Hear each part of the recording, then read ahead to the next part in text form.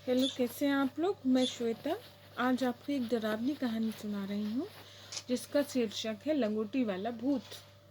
चलिए शुरू करें और प्लीज़ मेरे चैनल को शेयर एंड सब्सक्राइब कीजिए। बस बहुत समय पहले की बात है। असरावी गांव जो एक नदी के किनारे बसा हुआ था, उस गांव में ग्वालों की अधिकता थी। सभी ग्वालों के पास खूब खेती बाड़ी थी और साथ ही सबके दरवाजे पर 10-20 गाय बैल बंधे हुए पाए जाते थे। उस गांव में मात्र एक घर परेसर नामक पंडित जी का था। माँ बाप द्वारा रखा गया परमेश्वर शर्मा था। पंडिताई करते करते पंडित जी कहना लोग जरूरी समझते थे। परमेश्वर शर्मा नाम को छोटा करके परेसर कर दिया था। परेसर पंडित जी पूजा पाठ करके कथा सुनाकर अपने घर का खर्च चलाते थे। गांव में उनका काफी सम्मान था। वे भले ही धनी नहीं थे, पर गांव में हर कोई उनका सम्मान करता था। वर्तमान में तो इस गांव का अस्तित्व समाप्त हो गया, क्योंकि कालांतर में यह गांव नदी में पूरा का पूरा समा गया था और इस गांव के लोग आसपास के गांव में जाकर बस गए थे। इस गांव में एक बहुत जानी मानी हस्ती थी जिनका नाम नंदू ग्वाला था। जिन्हें पूरा गांव सम्मान से चौधरी जी कहकर बुलाता था। चौधरी जी के पास काफी खेती बाड़ी थी और काफी अच्छा अनाज भी उगता था। साथ ही चौधरी जी के खूंटे पर 4-5 जोड़ी बैल और एक अच्छी गाय भी थी। चौधरी जी बहुत ही सुलझे हुए व्यक्ति भी थे। सबकी परवाह करते थे और जरूरतमंदों की सहायता भी करते थे। उनके 4 पुत्रों में से मंझला बेटा काफी अहंकारी था। उसने अपने धन का बहुत अभिमान था। गांव के लोगों की गिरी हुई नजरों से देखता और कमजोरों पर जुल्म भी किया करता था। समय कब करवट बदल ले, कब कौन सी घटना घट जाए, कुछ कहा नहीं जा सकता। समय राजा को रंग और रंग को राजा बना देता है। एक बार की बात है कि पंडित जी किसी जरूरी काम से अपनी किसी रिश्तेदारी में जाने वाले थे। उसी दिन चौधरी के यहाँ सत्यनारायण की कथा होनी थी। चौधरानी ने मंजरे बेटे से कहा कि पंडित जी को जाकर बुला लाओ। चौधरी का मंझला बेटा पंडित जी के यहाँ गया, आवाज लगाई। पंडित जी निकले और जानना चाहा कि यह क्या बात है। चौधरी के उस मंझले बेटे ने कहा कि उन्हें अभी उसके साथ उसके घर चलना है, क्योंकि सत्यनारायण की कथा कहनी है। पंडित जी ने अपनी असमर्थता जताई और कहा कि आज तो वे एक जरूरी काम से रिश्तेदारी में जा रहे हैं। हाँ, कल सुबह कथा वाचन के लिए जरूर आ जाएंगे। पंडित जी की असमर्थता सुनकर वह चौधरी का लड़का गुस्से में आ गया और कहा कि उन्हें हर हाल में कथा बांचने चलना ही होगा। पंडित जी जितनी बार उससे असमर्थता जताते, उतना ही चौधरी के पुत्र गुस्से में भर जाता। उसने पंडित जी से मना करने को अपने सम्मान का प्रश्न बना लिया। अंत में तैस में आकर उस चौधरी पुत्र ने पंडित जी को भला बुरा कहना शुरू कर दिया। साथ ही यह भी कहा कि देखता हूँ आप कैसे नहीं जाते, मारकर आपके हाथ पैर तोड़ दूंगा। गांव के कुछ लोग और इकट्ठे हो गए। चौधरी पुत्र को शांत करने लगे, पर वह बोलता ही गया। इतने में पंडित जी का पुत्र, जो लगभग 16-17 साल का था, घर में से निकल कर आया। उस चौधरी पुत्र को उल्टा बोलने से रोकने लगा। फिर क्या था, देखते ही देखते उस चौधरी पुत्र का गुस्सा और बढ़ गया। उसने आओ देखा न ताऊ उस ब्राह्मण कुमार को वहीं पटक कर खूब मारा। पंडित जी हाथ पैर जोड़ते रहे, मिन्नतें करते रहे, पर चौधरी कुमार के लड़के ने ब्राह्मण कुमार को पीटना नहीं छोड़ा। बाद में गांव वालों के मान मनोबल से झगड़ा शांत हुआ। पंडित जी रिश्तेदारी में जाकर चौधरी के यहाँ गए और बेमन से सत्यनारायण भगवान की कथा बांची। पंडित जी ने थोड़ा अपने पुत्र को डांटा, पर पंडित जी से भी कहा कि उन्हें भी एक बुलावे पर कथा बांचने आ जाना चाहिए था। इधर पंडित जी के पुत्र को काफी चोटें आई। उसे काफी भीतरी घाव थे और उसने खटिया पकड़ ली। उसने महीनों तक खाट पर पड़े रहना पड़ा और दूध में हल्दी डालकर पीनी पड़ी। इस घटना के बाद से पंडित जी काफ़ी टूट चुके और उदास रहने लगे। जब भी उनके घरेलू कामों में उनका लड़का भी हाथ नहीं बटा पा रहा था, अधिक समय आराम ही करता था, क्योंकि अब वह काफ़ी कमज़ोर हो गया था।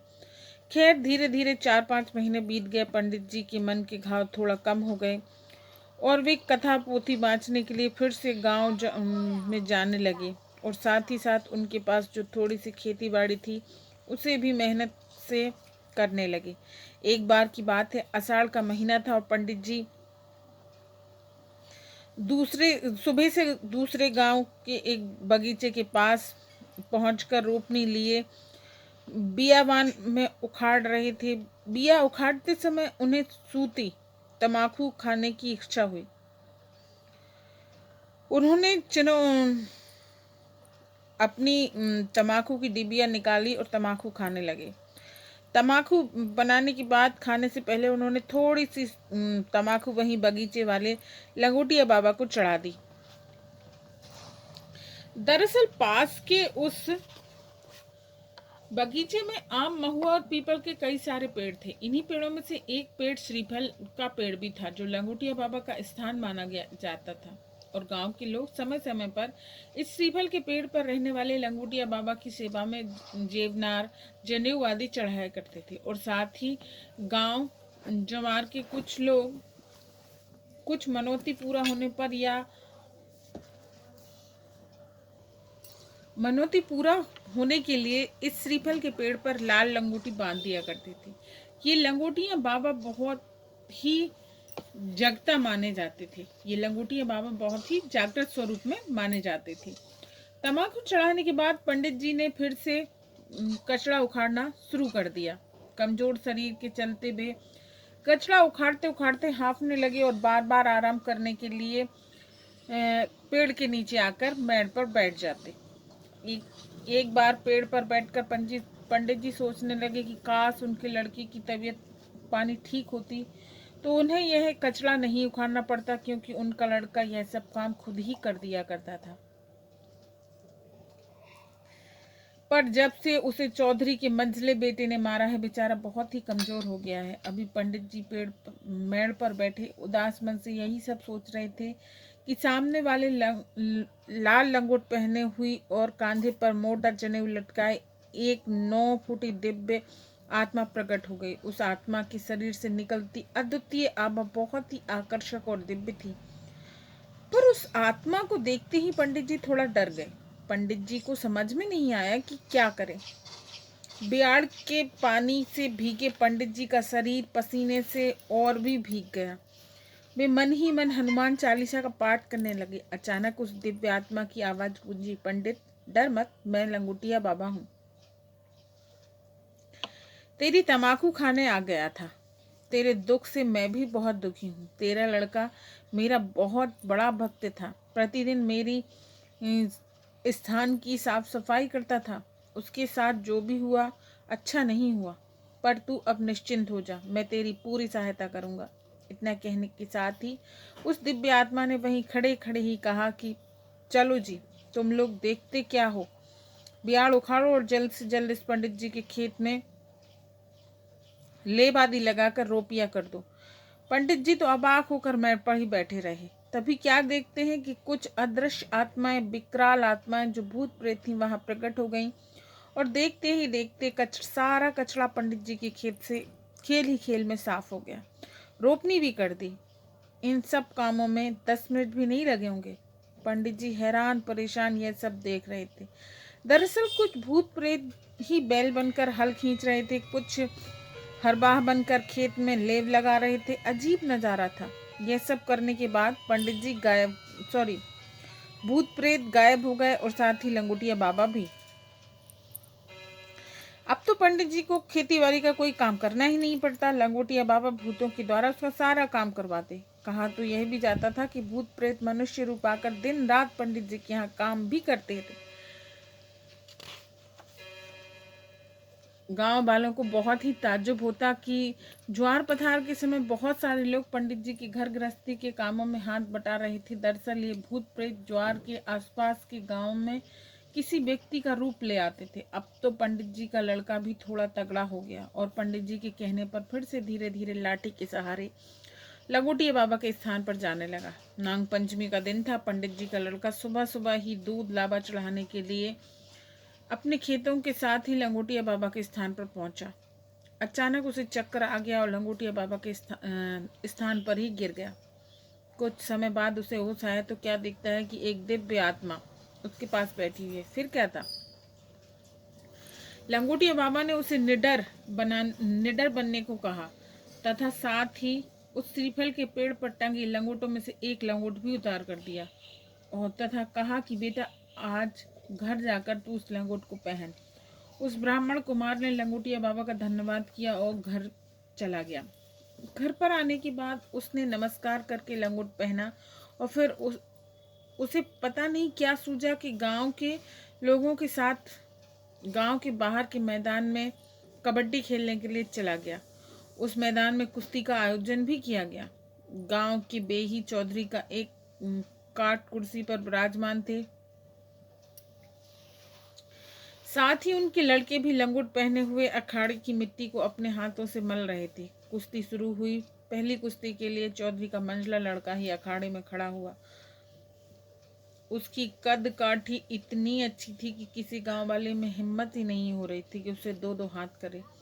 वह सांड की तरह अखाड़े में घूमता रहा और खुला चैलेंज देता रहा। इधर काट कुर्सी पर बैठे चौधरी जी मुस्कुराते हुए अपनी सफेद मूंछों पर ताव दे रहे थे। अचानक वहां दर्शक बनी भीड़ में से एक कौतूहल वाली घटना देखने को मिली। पंडित जी का वह सीधा सा कमजोर लड़का अखाड़े में पहुंचकर चौधरी पुत्र से दो दो हाथ करने को बेताब नजर आ रहा था। अरे यह क्या? गांव के कुछ लोगों के साथ ही चौधरी जी ने मना किया कि बेटा बाहर आ जा, कुश्ती लड़ना तेरे बस की बात नहीं है, तू बहुत कमजोर है। बेकार के जोश में होश मत खो। पर वह पंडित कुमार मानने को तैयार नहीं था। शेर की तरह गुर्रा उठा कि अब तो इस अखाड़े में दो दो हाथ करने के बाद ही निकलूंगा। चौधरी पुत्र हंसा और गर्व से बोला, 4-5 महीने पहले ही तो तुझे मारा था, वह क्या भूल गया? अब मरने के लिए अखाड़े में आ गया। ब्राह्मण कुमार कुछ नहीं बोला और ताल ठोकने लगा। देखते ही देखते कुश्ती शुरू हो गई। कुश्ती शुरू होते ही ब्राह्मण कुमार में गजब की फुर्ती देखने लगी। ऐसे लगने लगा कोई बहुत बड़ा नामी निपुण पहलवान हो। चौधरी पुत्र तो उसके सामने एकदम बौना नजर आने लगा, क्योंकि 2-3 मिनट में ही ब्राह्मण कुमार का शरीर लंबा चौड़ा हो गया था। उसके मटमैले पसीने से तर शरीर से गजब की आभा निकल रही थी। देखते ही देखते वह चौधरी पुत्र को पटक कर उसकी छाती पर चढ़ गया और गर्जना करने लगा। अरे यह क्या? वह तो चौधरी कुमार को छोड़ने का नाम ही नहीं ले रहा था। अब क्या? अखाड़े में चौधरी जी के बाकी 3 पुत्र भी कूद पड़े और गाली देते हुए उस ब्राह्मण कुमार पर टूटे। अरे क्या हो गया? उसके एकदम ऊपर बैठकर फिर चिल्लाने लगे। अब तो वह भयंकर भाग दौड़ की स्थिति बन गई। कुछ कमजोर दिल वाले वहां से भाग भी चले। त्राहिमाम मच गई वहां। गांव वाले कितना ही अनुनय विनय करने पर ब्राह्मण कुमार उन चौधरी कुमारों को छोड़ ही नहीं रहा था और चारों चौधरी कुमार अधमरे हो गए थे। फिर क्या था? चौधरी के कहने पर कोई व्यक्ति गांव की ओर दौड़कर पंडित जी को बुला लाए और फिर पंडित जी के सामने चौधरी जी गिड़गिड़ाने लगे। फिर पंडित जी के कहने पर ब्राह्मण कुमार ने चारों कुमारों को छोड़ा। कहा जाता है कि इस घटना के बाद कई महीनों तक चौधरी के उन चारों कुमारों को बादाम छुहारा खाना पड़ा था। उस ब्राह्मण कुमार ने बुरी तरह से चौधरी कुमारों को तोड़ कर रख दिया था। इस घटना के बाद से उस ब्राह्मण कुमार की गणना जवार जिले के नामी पहलवानों में होने लगी थी और वे उस लंगोट को पहनकर अच्छे अच्छे पहलवानों को धूल चटा दिया करते थे। उन्हें कई सारे पुरस्कारों से नवाजा गया और वे पहलवान शिरोमणि के रूप में प्रसिद्ध हुए। वे आजीवन कुश्ती लड़ते रहे और कभी भी परास्त नहीं हुए। हाँ, पर साथ ही वे आजीवन उस लंगोटिया बाबा की स्थान की साफ सफाई करने के साथ ही उनकी पूजा करते रहे। कहा तो यह भी जाता है कि इन पंडित जी की कई पुस्तकों की सेवा भूत प्रेत करते रहे और लंगोटिया बाबा की कृपा सदा इस परिवार पर, इस पंडित जी के वंश पर, कुल पर बनी रही। तो ये थी हमारी लंगोटिया बाबा भूतों की कहानी कैसी लगी कमेंट करके ज़रूर बताना।